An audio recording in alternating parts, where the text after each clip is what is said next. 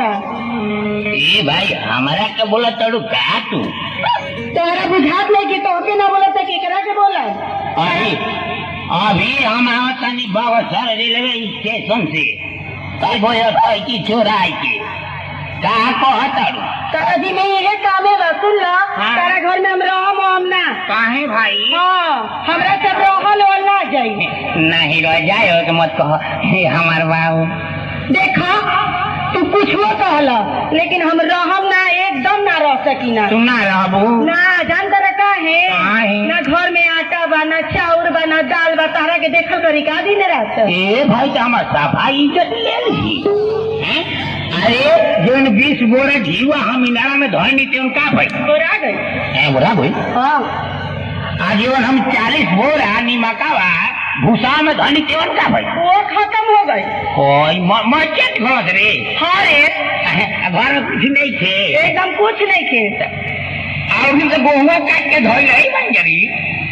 नहीं खा जाना अब ये करम हे भगवान का कहीं तरह से बरखा ही सब दह गई। आए गरम घोगली गरम बरखा ही दह गई हाँ हो अरे अभी बात छाता को धोए रही तेवन ऐसे कर गेहूँ नहीं वही घर में एकदम नहीं क्यों तो देखो हम अब गेहूँ दाए से तनी खूब लेकिन के पिसवाई के खियाई हो दा देबो हाँ तो सुनो तो जल्दी दावा ना देखा तो लइका सब भूखे बाड़ो तो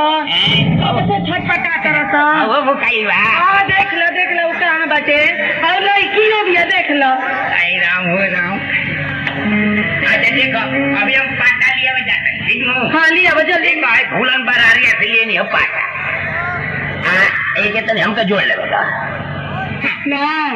तो थ्रेसर के मुंह देख ले बाड़ू थ्रेसर के मुंह ना हो देखो बे एक बात पूछी क्या पूछा खबर ना पूछा आता नहीं है कि एक बात भी कोई दो कि अगर हम औरतें वही रहेंगी तो आप सब मर्द किधर जाएंगे